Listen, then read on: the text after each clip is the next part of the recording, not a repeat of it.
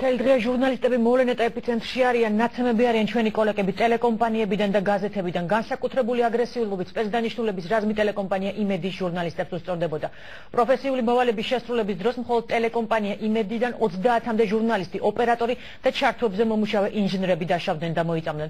თელდღის განმავლობაში ტელეკომპანიაში სასწრაფო დახმარების მანქანები იყო მობილიზებული. ამ წუთებშიც იმედში 0-33-ის დამატებითი ბრიგადები გამოიძახეს. მძიმე მოწამვლა აღენიშნებათ იმედის ოპერატორებს მამუკა გოგიჩაიშვილს და არჩილ წიქარიშვილს. ექიმებებად პირველად დახმარებას უწევენ და სავარაუდოდ მოგვიანებით ორივე მათგანი ჰოსპიტალიზირებული იქნება.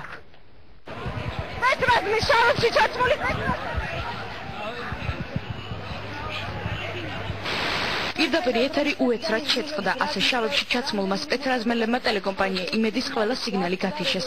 მაშინ, როდესაც რუსთაველის გამზირდეთ შემოსადენი გაზეთ წყლის ჭავლი გაუშვეს, ტელეიმედის ყველა გადამცემი უკვე ჩახშული იყო.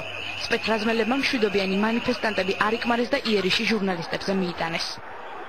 ნეძახτε რომ თქვენ ბადრის ძაღლებო, ბადრის გოშიებო, რაც არის პირდაპირ ხელკეტების გაფორმება იმისა, რასაც წელს დღეები ვისმენდი ტელევიზიებიდან, პოლიტიკოსებისგან. ყველა ჟურნალისტსა თუ ტელეოპერატორს ერთნაირი სიმპტომის დიოდა ცრემლები, აღენიშნებოდა თავბრუსხვევა და ჰქონდათ გულის რევის შეგრძნება. ისინი, ვინც პარლამენტის შენობის მიმდებარე ტერიტორიაზე მუშაობდნენ, სპეცოპერაციის მსხვერპლნი აღმოჩნდნენ, განსაკუთრებით იმედის თანამშრომლები.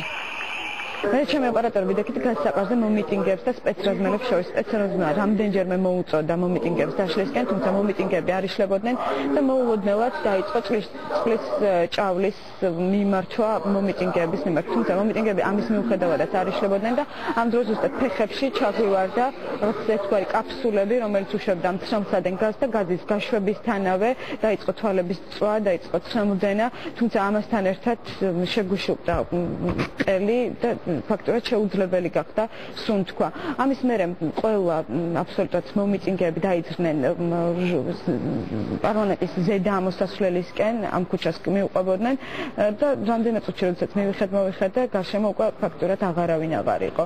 დავიწყე ზედნა ჩემი ოპერატორის, თუმცა მისი პოვნაც ძალიან გამიჭირდა, ფაქტობრივად ვერ მოვახერხე, როგორც მოგვიანებით აღმოჩნდა, ის პირველი სკოლის ფანჯრიდან გადააძრნეს, დაეხმარეს, ძალიან ცუდად იყო.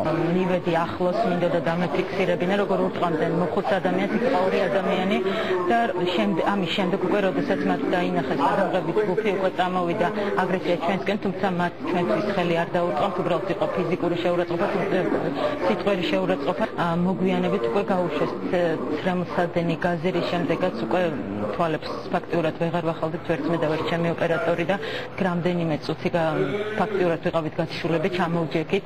შემდეგ უკვე დაგვირიგეს, არც მახსოვს ვინ მომცა ეს დაუბანდი და დაახლოებით 9 საათში უკვე მოვედით გონზე და გავაგრძელეთ მუშაობა, თუმცა საბოლოოდ მოგვიწია იქიდან წამოსვლა, იმიტომ რომ სპეცნაზი აღარ გვაძლევდა საშუალებას, რომ ჩვენი სამუშაო გავუწევდეთ.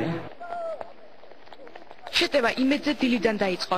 მას შემდეგ, რაც პოლიციის თანამშრომლები მოშიმშილების დაშლას შეუდგნენ, მათ ტელეიმედის ოპერატორს კამერა და როგორც ახლა გვაცნობებენ, ტელეკომპანია იმედთან უკვე სპეცრაზმის ძალებია მობილიზებული, ისინი უკვე შემოიჭრნენ ტელეკომპანია იმედში.